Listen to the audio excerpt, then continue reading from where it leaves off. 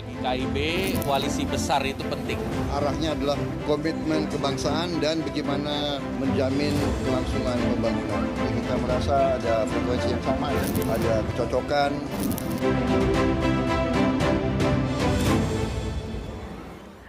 Lima ketua umum partai politik kemarin bertemu dengan Presiden Joko Widodo di kantor DPP PAN Jakarta. Padahal kelima partai pendukung pemerintah Jokowi Ma'ruf ini selama ini ada di dua koalisi yang berbeda.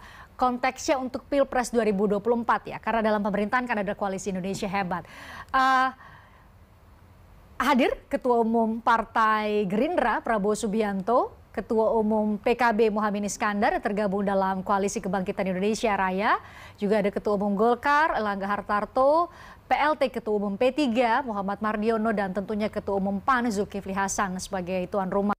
Namun ada dua Ketua Umum Partai Politik pendukung pemerintah yang tampak absen dalam pertemuan silaturahmi kemarin, yakni Ketua Umum PDIP Megawati Soekarno Putri dan Ketua Umum Partai Nasdem Surya Paloh. Keduanya disebutkan ada informasi yang beredar bahwa keduanya tengah berada di luar negeri. Para ketua umum partai politik ini tidak menampik adanya pembicaraan soal potensi koalisi besar untuk Pilpres 2024. Bahkan Presiden Jokowi memberikan sinyal dukungan jika KIB dengan KIR, Koalisi Kebangkitan Indonesia Raya, KKIR ya, melebur menjadi satu. Pak, izin kalau Bapak lihat KIB sama KIR ini cocok nggak sih Pak? Cocok. Koalisi besar Pak, berarti boleh jadi koalisi besar ya? Saya hanya bilang cocok gitu. Terserah kepada ketua-ketua partai atau gabungan partai. Kita juga cocok. Untuk kebaikan negara, untuk kebaikan bangsa, untuk kebaikan rakyat, hal yang berkaitan bisa dimusyawarahkan itu akan lebih baik. Ya. Kalau Pak Jokowi bilang cocok, kira-kira seperti apa dari pandangan analis politik? Saya sapa, selamat malam Direktur Eksekutif Foxpol Center, Panggi Syarwi Caniago sudah bergabung bersama kita semua. Bang Panggi, terima kasih sudah bergabung bersama obrolan malam. Bang Panggi, kalau Pak Jokowi bilang cocok, kemudian mengatakan bahwa saya serahkan juga kepada ketua umum partai politik sambil menunjuk ke belakang karena memang ketua umum partai yang dimaksud ada di belakang Pak Jokowi kemarin. Menurut Anda ini realistis ketika KIB dan KKIR disatukan, ada kecocokan dari segi figur maupun platform politik? Ya begini Mbak Pristian, pertama koalisi kita ini tidak solid sebetulnya.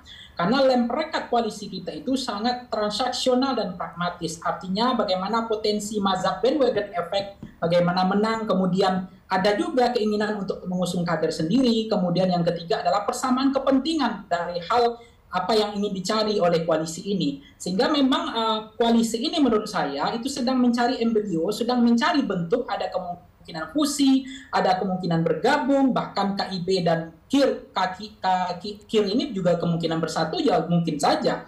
Karena memang koalisi kita itu lebih cenderung DNA-nya itu adalah center of candidate, figur yang menjadi penentu. Nah pertanyaannya adalah Mbak Pristian, figur mana yang akan digabungkan di dua koalisi ini? Baik KIP ada Pak Erlangga di situ, ada Pak Mardiono, kemudian ada dari PKB, ada dari dari PAN ada Pak Zulhas misalnya, kemudian dari KIR misalnya ada Pak Prabowo dan Caimin. Nah, mencari simulasi capres cawapres saja positioning itu tidak mudah. Nah, itulah kemudian super blok ideologi kita ini kan nggak kebentuk. Jadi mestinya koalisi yang paling ideal ke depan itu adalah berbasis kepada programatik, ideologi. Nah itu belum kelihatan dari koalisi yang ada ini. Maka gampang sekali kemudian bisa bergabung, kemudian meninggalkan teman. Kemudian ada juga partai koalisi dia tidak menyebut kadernya sendiri, padahal dia berkoalisi. Misalnya di KIB, yang muncul tiba-tiba adalah simulasi Ganjar Erick Thohir misalnya. Tidak ada satupun nama kader dari koalisi KIB itu yang muncul, kecuali misalnya ada Erlangga Hartarto misalnya. Jadi saya mencermati melihat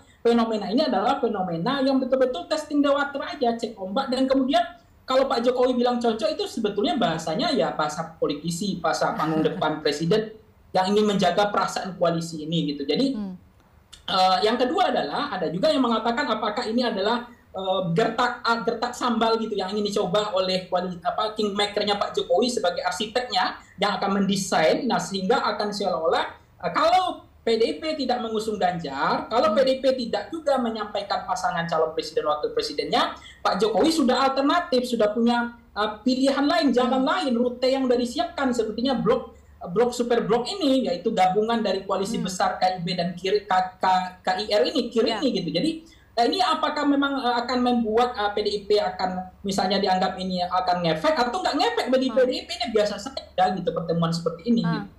Nah, apakah mungkin kalau ini kami tengah tunjukkan di layar ya, mungkin bisa tahan sejenak untuk pemirsa juga ikut menyaksikan. Kalau kita lihat kan ini koalisinya besar sekali akhirnya, kemudian harus versus atau berhadapan-hadapan dengan katakanlah PDIP yang saat ini belum juga menentukan atau mengumumkan kepada publik siapa figur yang dicalonkan, versus atau harus berhadapan dengan koalisi Perubahan Persatuan namanya sekarang dengan Partai Demokrat, PKS dan Partai Nasdem. Kalau hitung-hitungan secara matematis kan sebenarnya adalah lebih banyak tentu dengan koalisi KIB plus KKIR. Tapi apakah di atas kertas atau di atas kertas memang lebih banyak seperti ini maksud saya. Tapi apakah nanti di realita politiknya, Bang Panggi, apakah jumlah partai yang tergabung dalam sebuah koalisi itu juga menentukan besaran perolehan suara dari figur yang bakal diusung nanti atau bagaimana? Ya misalnya begini Mbak Pristian, hasil riset kita Voxpol waktu itu di Sumatera Barat dan NTT misalnya, ketika gabungan partai koalisi jumlah suaranya digabungkan dengan jumlah suara pribadi presiden, itu memang masih besar adalah jumlah suara yang dikumpulkan oleh suara pribadi presiden. Artinya saya melihat bahwa kutal efek itu tidak signifikan. Buktinya apa? Jumlah suara yang dikumpulkan oleh pribadi secara pribadi oleh presiden itu jauh lebih besar ketimbang jumlah suara yang dikumpulkan oleh gabungan partai politik itu mengindikasikan bahwa menunjukkan bahwa memang koalisi gemuk itu belum tentu juga menguntungkan bagi partai politik. Nah, yang kedua adalah saya melihat begini Mbak Pristian, begini kalau saya melihat beda. Kalau misalnya ada KIB, ada KIR misalnya, ada kemudian koalisi perubahan, ada koalisi satu lagi golden ticket PDIP, itu justru positif bagi saya, bagus. Kenapa? Akan banyak calon presiden, kita akan banyak pilihan, akan banyak menu varian yang disajikan kepada masyarakat, ketimbang kemudian ini memblok secara super blok yang besar seperti ini, karena akan mengecilkan peran calon presiden kita, alternatif pilihan kita akan makin mengecil. Sementara varian menu yang disajikan oleh partai politik itu adalah menu yang akan dihadapkan kepada masyarakat. Nah, kalau kemudian partai tidak mampu mengagregasi, mengartikulasi, menyerap aspirasi atau sebagai lidah masyarakat, menyiapkan menu yang terbaik calon presiden kita, itu menjadi persoalan yang sangat serius bagi demokrasi kita. Karena kita punya keterbatasan calon presiden. Tidak ada pilihan, tidak ada varian, tidak ada menu. Sebetulnya kalau bergabungnya KIB dan KIR ini, menurut saya itu tidak angin segar bagi saya. Tapi kalau memang itu menjadi penting, tapi poin kedua begini Mbak Pristian, untuk apa juga koalisi besar kalau kemudian juga peluang menang nggak besar, karena figur itu menjadi penting. Kalau dalam jurnal Electoral Studies itu kan menyebutkan bahwa orang memilih nama atau memilih partai, cenderung trennya itu orang memilih nama orang ketimbang partai politik. Setelah presiden terpilih, kebiasaan koalisi kita ada yang disebut dengan koalisi, membangun koalisi setelah presiden terpilih, yang kemudian tidak ada yang lebih dari 20% di parlemen. Sehingga apa artinya? Setelah presiden terpilih pun masih dibangun koalisi lagi, makin gemuk lagi. Itu yang disebut dengan membangun koalisi setelah presiden terpilih. Itu juga kebiasaan kita, sistem presidensial multi partai yang kemudian tidak kompatibel, sehingga mereka untuk membangun stabilitas di kabinet, kemudian merekrut lagi partai politik, padahal udah jelas kalah menang di situ gitu. Ya, ini ini praktik yang terjadi di negara-negara Amerika Latin ketika kita punya sistem presidensial, sistem pemerintahan presidensial, kita multi partai biasanya mengalami dalam titik ekstrimnya deadlock ketika harus ada beberapa kewenangan yang memerlukan persetujuan dengan bersama-sama antara pemerintah dalam hal ini eksekutif dengan DPR. Bang Panggi, bagaimana ceritanya nanti kalau memang ada katakan tadi figur menjadi sentral atau menjadi penentu justru peta koalisi dari partai-partai politik? Kalau memang kita lihat dari 3 figur setidaknya teratas saat ini dari berbagai lembaga survei, apakah mungkin KIB dan KKIR ini bersatu ketika kita sodorkan ada 3 bakal calon ada Ganjar Pranowo yang selalu teratas, ada Prabowo Subianto dan Anies Baswedan yang terus berganti posisinya di berbagai lembaga survei. Kita harus jeda, jangan dijawab dulu. Kami jeda, usai jeda kami akan keluar. Yang mempersatukan itu justru adalah tokoh yang bakal diusung. Ya begini Mbak Pristian, sebenarnya diterima atau tidak diterima di dalam politik itu kan hanya mencari persamaan kepentingan. Nah kalau misalnya jeroan itu ketemu kliknya, termasuk soal capres-cawapres, biasanya semuanya kan ideal, misalnya Ganjar Prabowo atau misalnya Ganjar Prabowo atau Prabowo Ganjar, itu kan ideal sebetulnya. Tetapi untuk simulasi siapa capres dan cawapres, itu titik persamaannya nggak pernah ketemu mazhabnya, nggak gampang mempertemukan PDIP yang kemudian tokoh sentralnya kadernya adalah Mas Ganjar, kemudian Mas Ganjar harus menjadi cawapresnya Pak Prabowo. Sementara bagi Pak Prabowo bahwa itu sudah menunjukkan bukan harga mati, sampai mati pun Pak Prabowo jadi calon presiden dari Gerindra. Sehingga itu saja, itu ideal, tapi begitu bertemu pasangan positioning sebagai capres dan cawapres, itu titiknya ketemu persamaan kepentingannya. Nah itu yang kesulitan di dalam bangunan koalisi kita, lem perekatnya yang sangat transaksional dan pragmatis, dan persis persoalan platform ideologi itu tidak hampir kering dibahas di koalisi. Ini yang menurut saya di challenge di partai politik, ayo taruh itu platform ideologi itu, ditaruh di atas meja, dibahas bersama. Jangan hanya membahas tentang potensi kemenangan, masa bandwagon effect, kemudian figur, ayolah buka ideologi partai itu, sehingga memang mereka berkoalisi itu tidak hanya berbasis kepada lem perekat yang figur atau center of kandidat, tetapi membangun platform ideologi itu harus dibuka. Sejauh ini saya nggak mencermati itu. Nah ini yang sedang dimunculkan oleh PDIP, Mbak Pristian. Bagaimana PDIP mencoba untuk membangun bahwa Mas Ganjar secara elektabilitas sudah punya, termasuk Pak Prabowo, modal elektabilitas mereka sudah punya. Tetapi ketika ditanya misalnya apa ideologinya, nah itu yang sedang dicoba oleh PDIP, mencari hal yang ideal. Apa ideologinya PDIP? Nah, dua mazhab ideologi yang terkenal dari PDIP hari ini. PDIP itu adalah punya partai, punya prinsip, punya ideologi. Pertama adalah menolak pemilu diperpanjang, penundaan pemilu juga ditolak, termasuk 3 periode. Itu kenapa? Karena Ibu Mega punya ideologi, punya prinsip, punya platform. Ini yang kemudian kita harus berterima kasih kepada PDIP, kalaulah seandainya PDIP tidak menjadi gatekeeper, menjaga gawang demokrasi kita. Jangankan 2 periode Mbak Pristian, seumur hidup pun Pak Jokowi bisa. Kenapa? Level confident, approval ratingnya 70%, orang puas. Ada 70%, bahkan ada yang mengatakan bahwa Presiden Jokowi adalah presiden terbaik. Nah, yang kedua adalah mazhab yang dicoba dibangun oleh Mas PDIP hari ini adalah menolak tentang Israel Palestina. Itu adalah itu jualan ke depan untuk menunjukkan. Bang Panggi, yang lagi kita bahas sekarang KIB sama KKIR nih yang disebut sama Pak Jokowi cocok kemarin.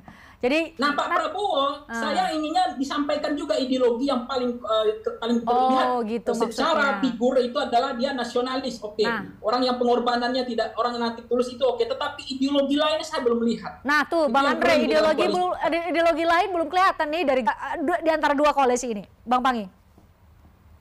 Ya, tentu kalau koalisi apa yang disampaikan Bang Andre keren sebetulnya. Tetapi intinya bagi masyarakat kan belum ada melihat distingsi, diferensiasi yang membedakan antara partai yang punya ideologi dengan yang tidak. Itu yang ditangkap oleh publik. Terkesan memang Gerindra hanya dianggap sebagai partai yang sangat sukses menciptakan stabilitas politik, membantu Pak Jokowi, tetapi dalam undang-undang, proses legislasi, termasuk produk undang-undang hari ini yang tidak berpihak kepada masyarakat, itu mazhab masyarakat, dan saya ngomong, mazhab masyarakat banyak yang mengatakan ini dirugikan publik hari ini. Karena yang diharapkan waktu itu oleh publik Gerindra adalah untuk mengontrol, mengawasi jalannya pemerintahan supaya memang ideologi makin kuat. Tetapi itu pilihan, tidak ada masalah menurut saya.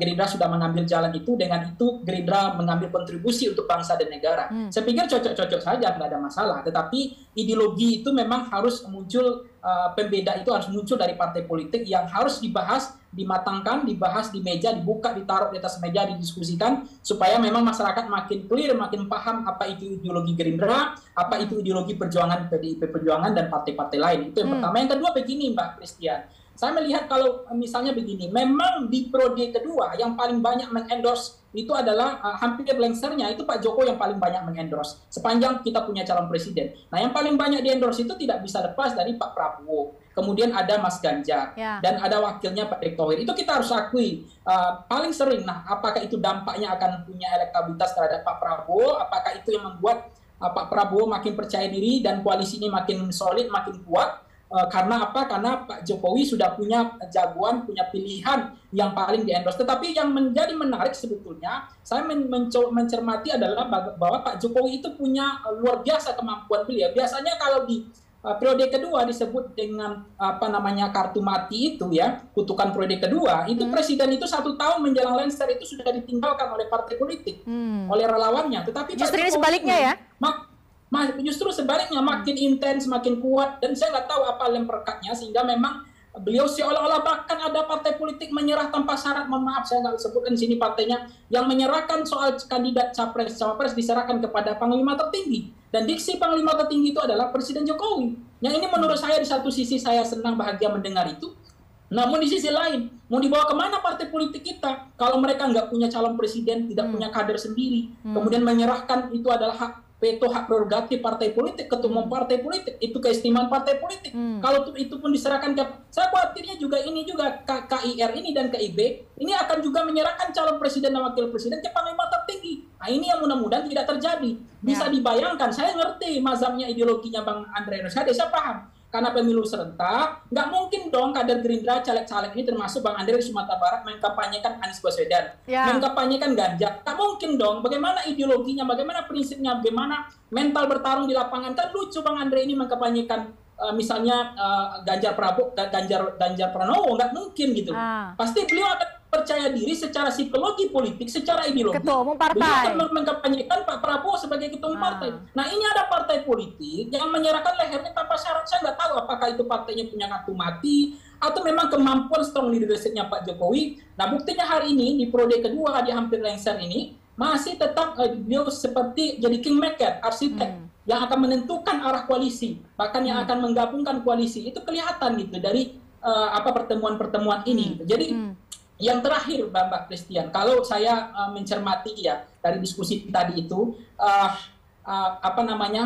memang endorse Pak Jokowi itu hasil survei Voxpol itu 20% bahwa pengaruh Pak Jokowi terhadap preferensi pilihan masyarakat. Nah kalau kemudian saya nggak tahu nih perlu diuji, memang belakangan PDIP agak kurang nyaman ketika yang di-endorse itu lebih banyak Pak Prabowo, Ganjar, Pak Erick dibanding misalnya Puan Maharani sendiri. Itu yang membuat kemudian Ibu Mega dalam pidato HUT PDIP itu mengatakan, mohon maaf Pak Jokowi itu bukan siapa-siapa kalau bukan karena PDIP, karena ketersinggungan itu menurut saya. Bahkan seolah Mbak Puan itu elektabilitasnya sudah tidak tumbuh lagi, sudah di-closing oleh Pak Jokowi, seolah tidak punya ideologi. Itu yang membuat PDIP agak sedikit terganggu. Baik, ini harus